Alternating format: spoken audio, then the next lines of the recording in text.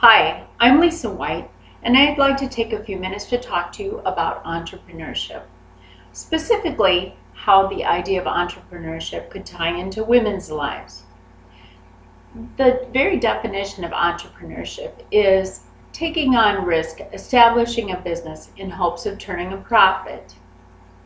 I've been an entrepreneur for about 25 years, and it's my goal to share with you some of my own insight, hopefully boost your self-confidence and open your mind to the idea of venturing into the role of an entrepreneur.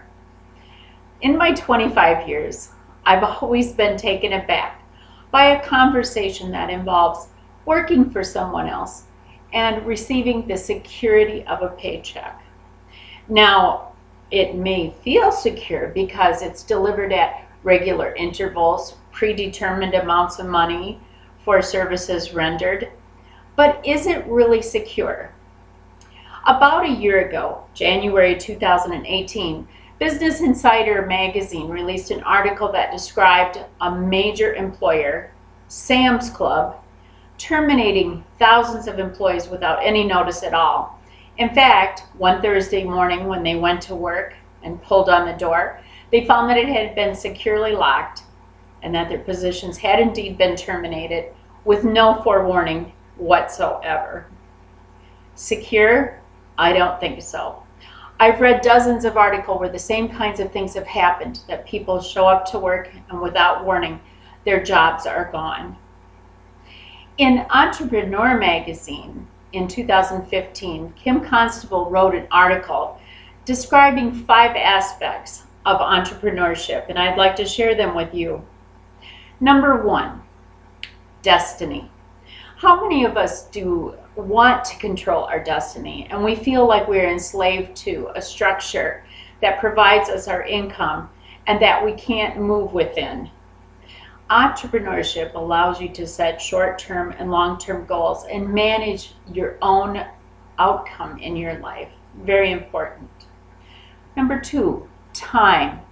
Time is a precious commodity, and I, for one, rejoice each time I don't have to go ask another adult for permission on how I divvy up my time and utilize it. It could be as simple as a doctor's appointment, as profound as a funeral, or maybe even just a mental health day.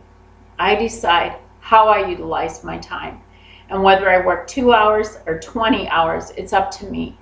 And I find that when I have the say-so over my time, I don't harbor resentment at anyone because I do have the ultimate say-so of my time. Number 3, location. You know, if my whole world blew away tomorrow, I could still pick up my business and move to the West Coast or the East Coast. As long as I have my passion, my skill set, my know-how, I can move my business anywhere. I don't have to rely on promotions and transfers and the sort. Another aspect, legacy.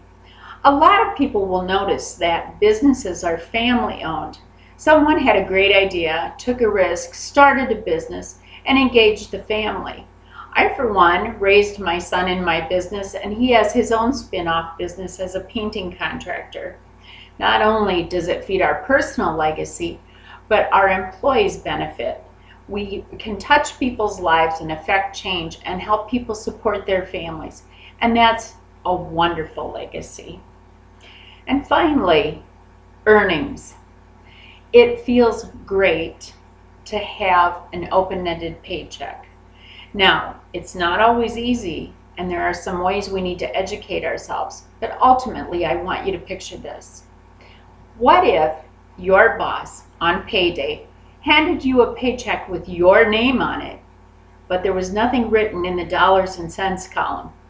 You would be able to fill in exactly the line and the amount that you wanted to based on your own skill set and your input.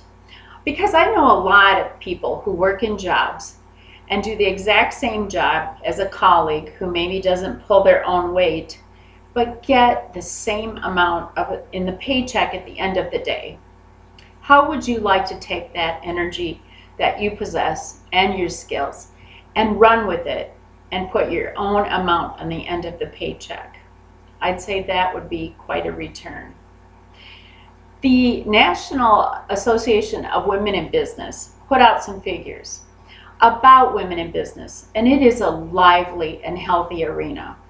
There are about 11 million women-owned and operated businesses in the United States right now, and they generate just shy of $2 trillion a year annually. 39% of all of the revenue exchanged is related to women-owned businesses. It's viable, and there is room for everyone. One of our most famous cultural female entrepreneurs is Oprah Winfrey. And she's a good role model in that she came from practically nowhere and built an entire legacy for herself. There are all kinds of resources for women who want to go into business. And magazines that are crafted for all genders, Entrepreneur Magazine, In Business, Business Insider, all kinds of resources as far as financing. Women-owned businesses a lot of time can get loans that aren't available to other businesses because we are a non-traditional set. So I invite you to take an inventory of your skills, of your goals, your dreams. If you want to have a family, realize that being an entrepreneur allows you to raise your family and be involved in your family. Women have a lot of dreams and goals and want to live rich and well-rounded lives that don't always fit into the way corporate America has been defined. So I invite you to use your divergent thinking to see how you might craft a business where you can realize a profit, have your dreams, picture yourself writing the amount on that paycheck, leave a legacy, and be proud of yourself. Because women are divergent thinkers and we're strong. And I invite you to share in my enthusiasm and wade on into the water of entrepreneurship. I know that my journey has been much, much better because of it. Thank you.